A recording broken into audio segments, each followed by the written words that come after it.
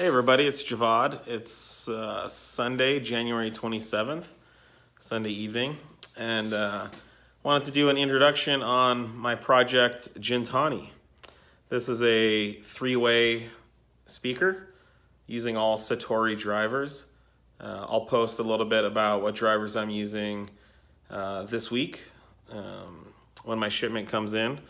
And this project is going to be one of two projects I collaborate on with Jeff Bagby for the SB Acoustics room at Expona. And so these two projects will feature Satori drivers and kind of show hopefully a great DIY implementation of what these Satori drivers can do. And if you make it to Expona in April, then I'd love for you to come see these speakers at SB Acoustics. So I've already been cutting wood. Due to the time frame on these things, I'm probably not going to be posting as detailed of updates as I usually do or used to seeing, but I think you'll still hopefully get plenty. So I cut wood on these Friday night after I did my kerfing demo. Actually, I did all the setup Friday night, and then Saturday morning I did the kerfs, and I'll post some pictures in this post so you can kind of see detail on how I did it and how it looks. But here's where we're at right now. And this is the kerfed cabinet. So you can see there's a nice generous roundover. This is almost 2-inch radius here. And this is the tweeter.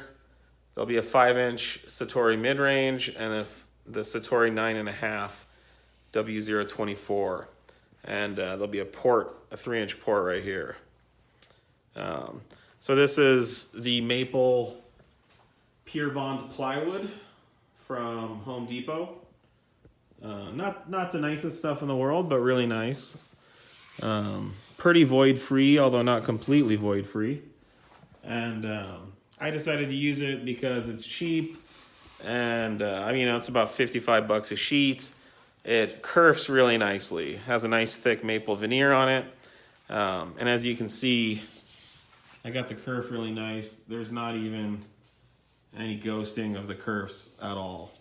And so I'll actually be putting some paper-backed walnut veneer over this so it'll smooth it out even more.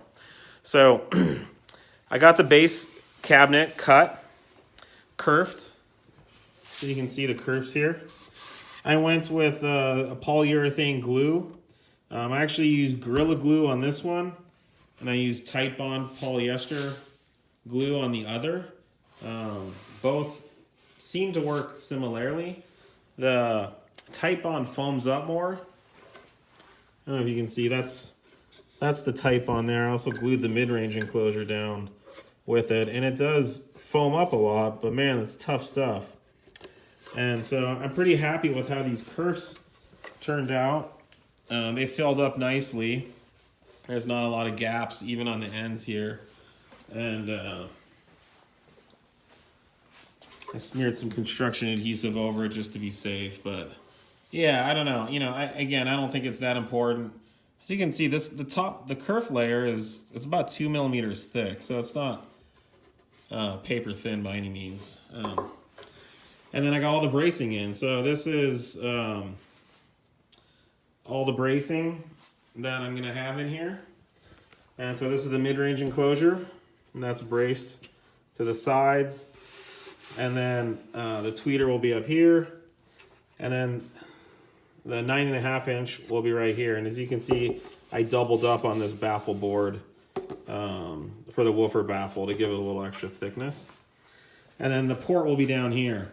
And I sized this hole in this brace, so the woofer hole will be here, and I can reach down and insert the port and glue it in when I've finalized my port tuning frequency. And then there'll be a back that goes on this. I don't know if you can see, but I actually made a 6.5 degree cut on the sides here so that I have a perfectly flat surface to receive a back.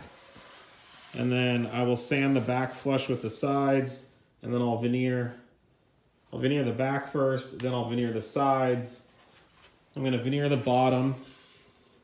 There'll be a couple more braces that go in here. And then I have some nice solid walnut. I'll do a solid walnut cap on the top. Another thing I want to go over is, you know, when you have plywood and a veneer, if you guys notice on a lot of my projects, I do the nice generous round over on the port. And when you're using a solid hardwood baffle, that's easy to do. But if I do that here, the plywood will show through, and that's just not what I'm going for this project. So I'm going to build a solid walnut flange to mount on here, kind of like a one of those, I don't know, one of those sono ports, or you know, those plastic ones. But I'll make one out of walnut, and then I'll mount that here with a nice round over in it. And I'll do something similar on the back. Where I do my terminal plate, it'll also be have a solid walnut accent back there. So that's it. Project Jintani. These are about 2 cubic feet. The model looks good with about 33 hertz port tuning and 3-way. They should be flat to 35 hertz, no problem. And these are world-class drivers I'm using. Again, I'll post more info once they all show up. But should come together and be working on the crossover with Jeff since it's a collaboration.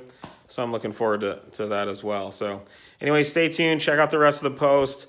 A lot of pics. You can kind of look through and see how I got to this point. All right. Thanks, guys. Stay tuned.